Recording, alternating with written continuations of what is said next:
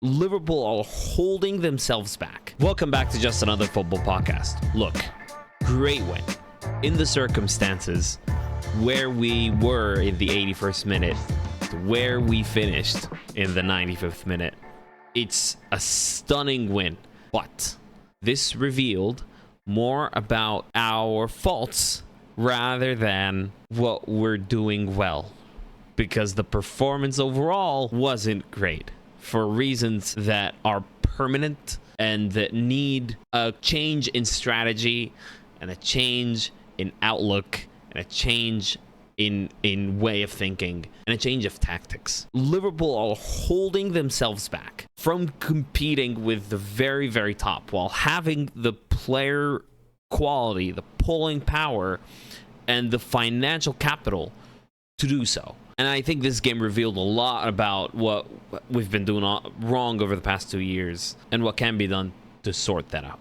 And I know it sounds negative that I'm talking this negatively about Liverpool, but it truly did. This wasn't a good performance at all, and it's full of weird decisions and full of just like unnecessary, fancy, innovative stuff that doesn't really need to happen, and it doesn't play to our strengths. And I need to talk about it. Apologies for the lack of a regular episode, but I really needed to talk about this, and I wanted to put it out there. This is how we started. Wataru Endo starting his first Premier League game. Soboslai and McAllister have been excellent.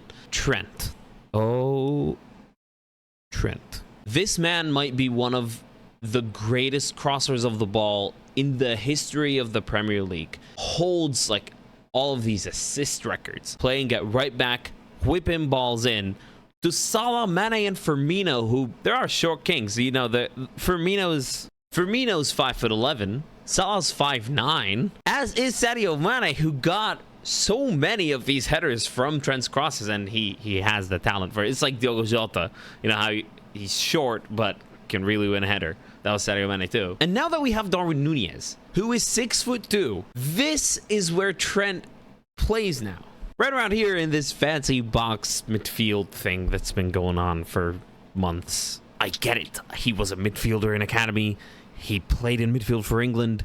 He can really spot a pass. But to be a defensive midfielder, you need so many more qualities that Trent just simply doesn't have. And we've seen 2 of them result in 2 goals. Scream at us. Do not play Trent at defensive midfielder. It's not a good idea. Trent is elite at playing the game when everything is ahead of him.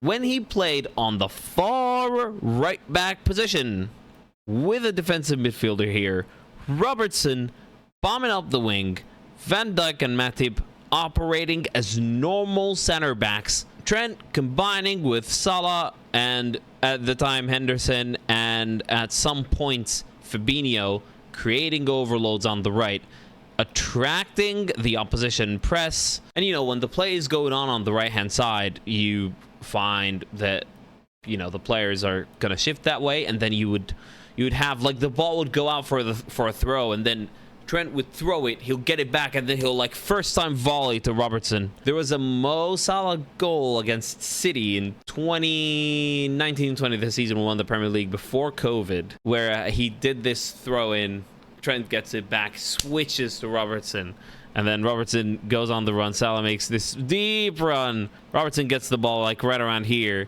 and then Salah was up against, I think it was Laporte at the time, and Robertson plays this beautiful ball right around here.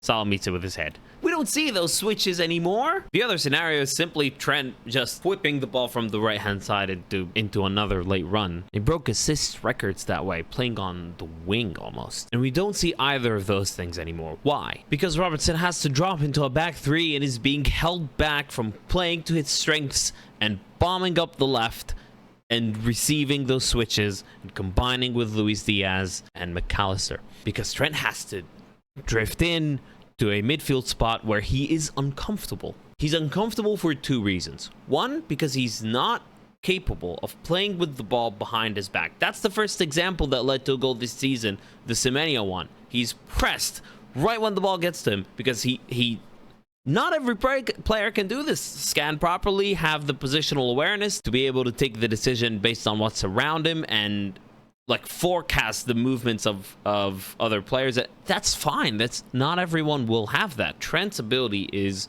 to be able to see the play in front of him and make those runs himself and receive long balls from the switches of Van Dijk, let's say, or a switch from Andrew Arsenal, or ball over the top from Matip or from Fabinho, let's say.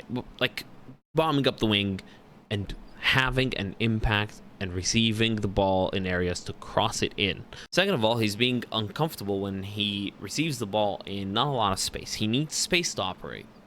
And that's fine too. Cristiano Ronaldo needs space to operate. Sorry, this is just the truth. Take a look at this freeze frame in the goal that Newcastle scored. When Anthony Gordon pressed him, he's looking up. Trent is looking up and is not looking at the ball because he's trying to look at what's the immediate pass, because he's going to touch it with his left and then release. But because he's looking up, he's not looking at the ball and he couldn't trap it. Like, there's no good reason for really not tracking the ball. That's just poor.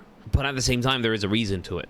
And the reason is that he's in the wrong spot. Let's put it another way. If he's on the right and Salah's in that position, Salah has more options because the field is so tight that Salah doesn't have anywhere to go on the right-hand side, and the space is congested in the middle, and there are multiple potential Newcastle pressers. But if Trent's on the right, Anthony Gordon's keeping an eye on Trent on the far right. And then there's potentially more spot for Salah to go back to Endo, and then Endo would find the next pass, and then we build up play like a normal team. But because Trent is in this deep role, Gordon is with him in that deeper role, Salah has nowhere to go on his side. And then Trent loses, and Anthony Gordon is straight through on goal down the middle. So Trent can't receive the ball with his back to goal and isn't really comfortable with getting the ball in a tight space, and needs the space and needs the whole field to be in his view to be able to operate best, and needs to be on the wing. Andy Robertson isn't a center back. He's not a third center back. He's not a third center back that will go up on the wing. He's just an attacking left back. He's just an attacking left back, as is Trent. Trent is an attacking right back.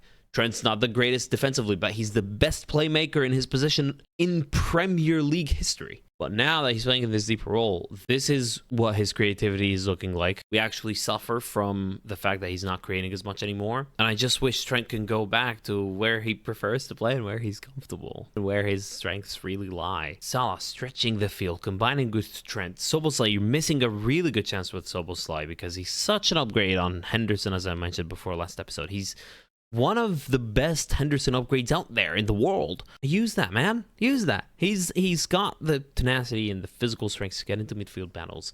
And he has the skill to combine with Salah and Trent. And he has the presence of mind. If Salah goes in, he can go round the outside. Like what Trent and Salah and Henderson used to do, and switch positions, and Trent would go into the half space and deliver balls from there. These are really good tools. And I just don't get why we're not using that. Play Trent on the right.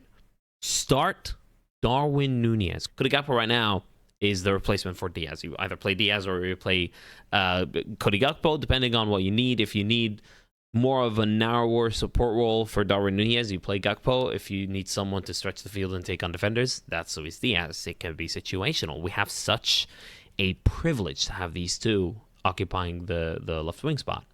Just use them. You can either have Joel Matip shift over to the right and Wataru Endo slot in a center back spot, or you can have Wataru Endo's just shuttle to the right there, or whatever the DM is. I think we do need a DM. And that's the other thing, right? We have £100 million to spend. Spend it, man. We don't have a number 6 apart from Wataru Endo.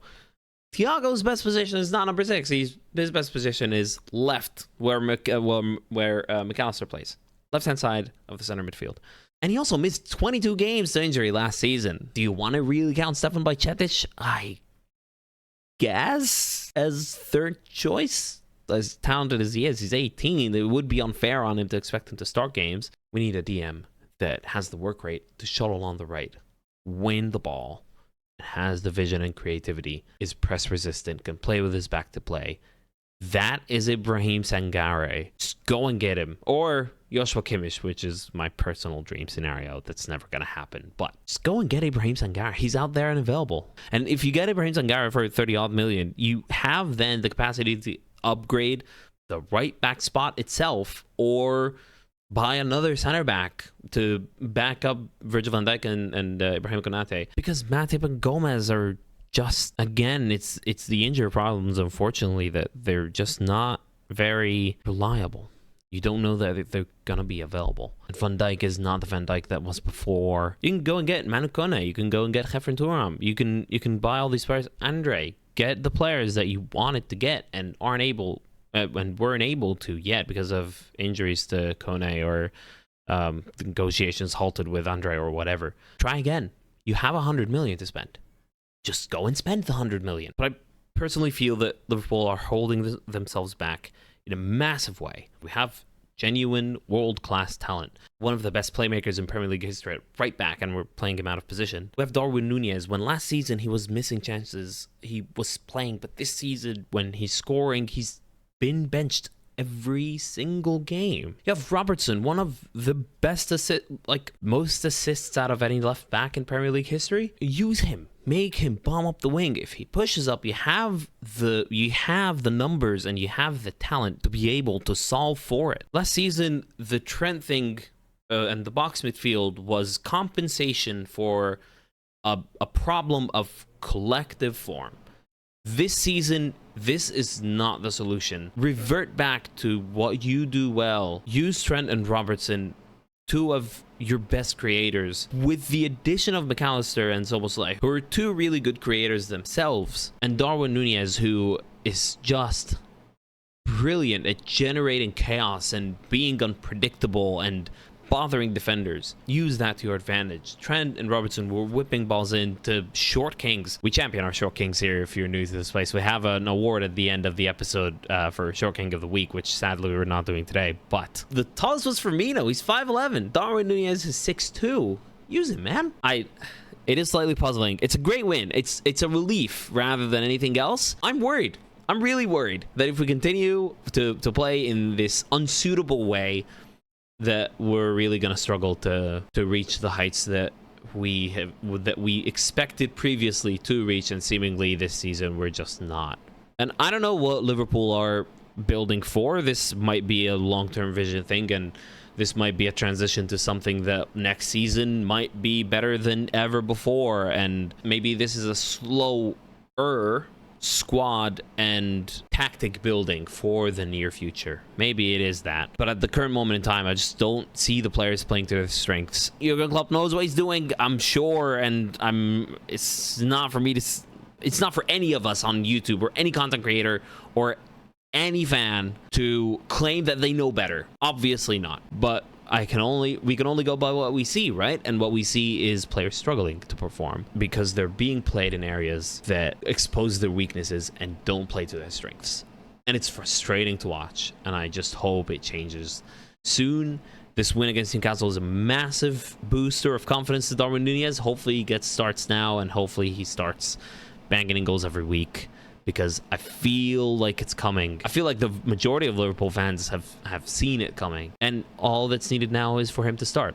But also Trent to start on the right and Robertson start on the left, and we play a normal 4-3-3 or even a 4-2-3-1 with McAllister and Wataru Endo on as a double pivot. That would be an option I'd love to see too. And also, just the one more thing, get real and realize they have the money, and realize that the size of the squad just isn't enough to compete with Manchester City. We have a lot less problems than the standard team, but we want to win. That's not enough. To have one defensive midfielder while you've lost out on two more that you knew you wanted to get regardless of Wataru Endo, it's not enough, and I just hope to see movement before the deadline. We'll see. Thanks for watching. I hope next week I come back and it's more positive than this, but this was frustrating to watch. Actually didn't watch it live. I happened to watch a replay, which might have taken away from the enjoyment of that win, because I knew the result going into the rewatch. But yeah, probably has played a role in this sense of negativity. All right, we'll see you next week, all being well. Hopefully it's a full-length episode again. Subscribe to the channel if you're new around here. I'll see you soon. It's been a pleasure. Cheers.